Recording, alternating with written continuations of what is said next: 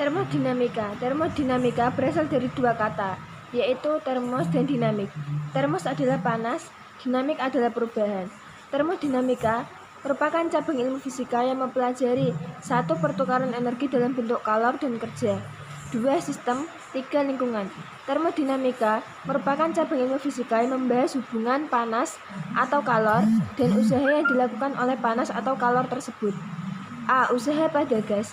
Ketika membahas termodinamika, kita akan mengacu pada perilaku zat atau benda yang sudah diberi batas-batas dengan jelas terhadap sekitarnya.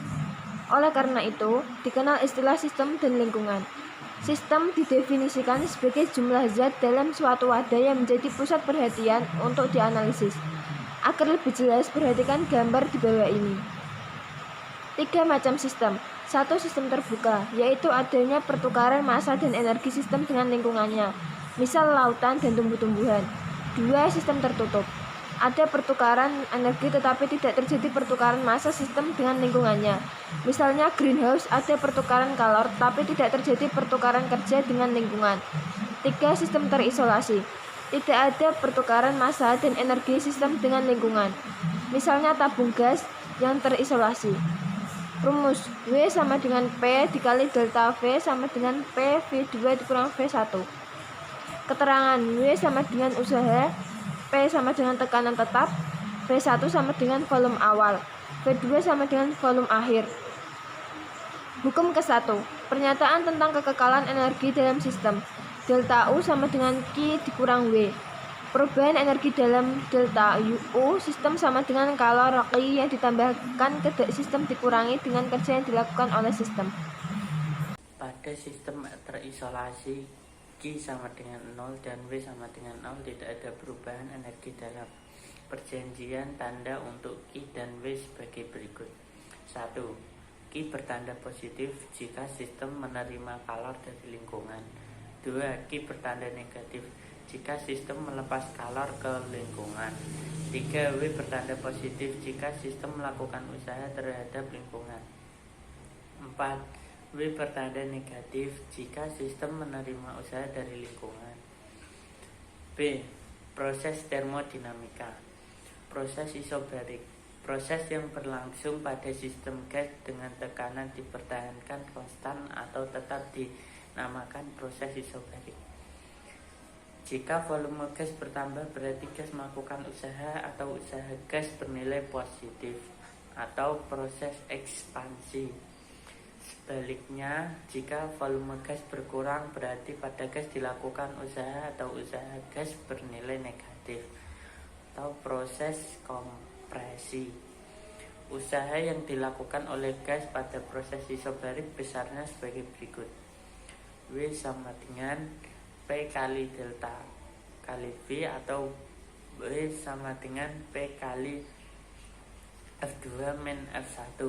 Usaha yang dilakukan gas terhadap lingkungannya atau kebalikannya sama dengan luas daerah di bawah grafik tekanan terhadap volume atau grafik P min F. 2. Proses isohorik. Proses isohorik adalah proses yang berlangsung pada sistem gas dengan volume dipertahankan tetap sehingga gas tidak mengalami perubahan volume atau volume tetap. Kurung delta FV sama dengan 0. Oleh karena itu, usaha yang dilakukan gas terhadap proses isohorik adalah 0. W sama dengan 0. Rumusnya W sama dengan P kali delta kali V. 3. Proses isotermik. Proses isotermik adalah proses yang berlangsung pada sistem gas dengan suhu dipertahankan konstan. Titik usaha yang dilakukan sistem gas pada proses ini adalah W sama dengan N kali R kali T1 kali N kali V2 per V1. 4. Proses adiabatik. Proses adiabatik adalah proses yang berlangsung pada sistem gas di mana antara sistem dengan lingkungan yang tidak terjadi pertukaran kalor. Tidak ada kalor yang masuk atau keluar dari sistem. Proses ini dapat dilakukan dengan cara mengisolasi sistem menggunakan bahan yang tidak mudah menghantarkan kalor atau disebut juga bahan adiabatik. W sama dengan 1/Y-1 kali P1 F1 per P2 F2. Siklus Carnot. Pada tahun 1824, Sandi Carnot, seorang insinyur berkebangsaan Prancis, mempublikasikan teori mengenai mesin kalor ideal. Teori tersebut menjelaskan tentang suatu siklus usaha yang dikenal sebagai siklus Carnot.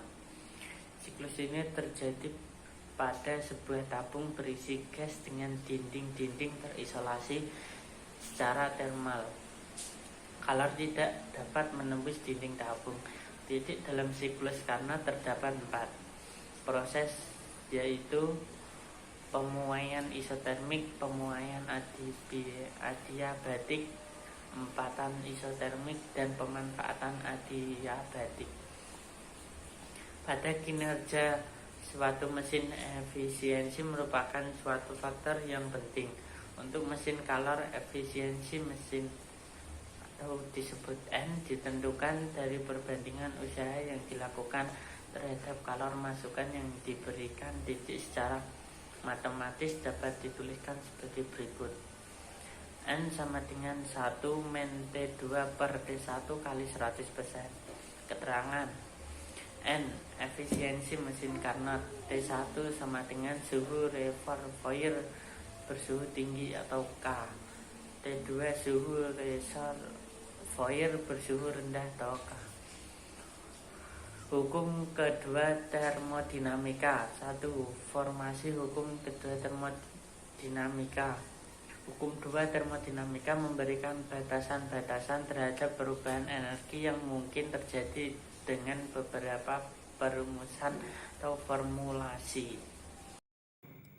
A. Formulasi Kelvin-Planck. Kelvin dan berani mengemukakan pernyataan mengenai hukum 2 termodinamika yang disebut formulasi Kelvin-Planck. Formulasi tersebut adalah tidak mungkin membuat suatu mesin atau proses siklus yang akan bekerja secara terus-menerus dengan menyerap kalor dari reservoir bersuhu tinggi dan mengubahnya menjadi usaha secara keseluruhan. B. Formulasi Rudolf Clausius. Formulasi Rudolf Clausius dalam hukum 2 termodinamika. Formulasi Rudolf Clausius tersebut adalah tidak mungkin untuk membuat sebuah mesin kalor yang bekerja dalam suatu siklus yang semata-mata memindahkan energi kalor dari suatu benda dingin ke benda panas. 2. Entropi. Hukum 2 termodinamika agak berbeda dengan hukum fisika. Pada hukum umumnya, bentuk dari hukum 2 termodinamika bukan berupa persamaan, melainkan pernyataan ketidakmungkinan atau kemustahilan. Namun hukum 2 termodinamika ini dapat dinyatakan sebagai hubungan kuantitatif dengan konsep entropi yang akan kita bahas selanjutnya. Delta S sama dengan Q per T. Keterangan delta S sama dengan perubahan entropi atau J per K. Q sama dengan kalor yang diserap atau Joule. T sama dengan suhu proses atau K. Mesin pendingin merupakan kebalikan dari mesin pemanas. Q1 kalor masuk tandon atau reservoir. Q2 kalor keluar tandon. W sama dengan kerja yang ditambahkan ke sistem. Q2 sama dengan Q1 tambah W. Coefficient of performance, ukuran kerja sistem, didefinisikan sebagai COP sama dengan Q1 per W atau 100%. Sebuah mesin pendingin bekerja dengan daya sebesar 200 W. Jika kalor yang dibuang di reservoir panas tiap sekonnya adalah 250 Joule, Tentukan koefisien performansi dari mesin tersebut. Mesin pendingin, prinsip kerja mesin pendingin contohnya lemari es dan penyejuk ruangan, yaitu mengalirkan kalor keluar dari lingkungan sejuk ke lingkungan hangat. Sistem menerima kerja sebesar W dan menyerap kalor dengan suhu reservoir rendah T2 sebesar Q2 serta membuang sejumlah kalor yang lebih besar ke reservoir suhu tinggi T1 sebesar Q1. Untuk kerja dari mesin pendingin dapat ditentukan melalui koefisien performansi Kp. Mesin pemanas HK2 pada suatu mesin siklik tidak mungkin kalau yang diterima mesin diubah semuanya menjadi kerja. Selalu ada kalor yang dibuang oleh mesin. Efisiensi. Sebuah mesin mobil memiliki efisiensi 20% dan menghasilkan kerja rata-rata 20.000 Joule tiap detik. Tentukan berapa besar kalor yang dibuang dari mesin ini tiap detik. Mesin Carnot atau ideal. Menurut Carnot, siklus mesin pemanas harus reversible atau dapat balik dan tidak terjadi perubahan entropi. Ini adalah idealisasi karena kenyataannya kalor tidak seluruhnya diubah menjadi kerja atau ada yang hilang dalam bentuk gesekan atau turbulensi. Efisiensi atau N mesin bergantung pada selisih suhu kedua reservoir. Contoh, sebuah mesin Carnot bekerja pada suhu 27 derajat Celcius dan 327 derajat Celcius. Tentukan efisiensi mesin tersebut. Kesimpulan 1. Banyak sekali terapan hukum-hukum termodinamika dalam berbagai bidang seperti ilmu lingkungan, otomotif, ilmu pangan, ilmu kimia, dan lain-lain. 2. Untuk dapat diaplikasikan dalam berbagai bidang tersebut perlu pendalaman lebih lanjut. 3. Pada pertemuan selanjutnya akan disampaikan materi tentang listrik statik. Untuk soal yang pertama, 0,5 meter kubik gas dipanaskan pada proses isobaris, volumenya menjadi 2 meter kubik. Jika usaha luar gas tersebut 3 kali 105 Joule, besar tekanan gas sekarang adalah.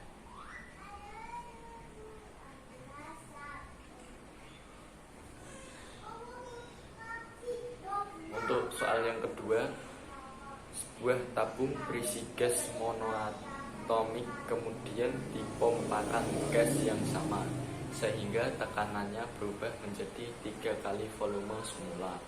Besar perubahan energi dalam gas tersebut jika proses isotermis adalah.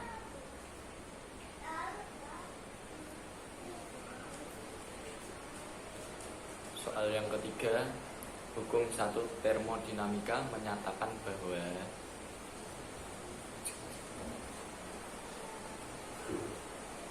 untuk soal yang keempat, 2 bejana A dan B volumenya sama berisi udara yang suhu dan masanya sama.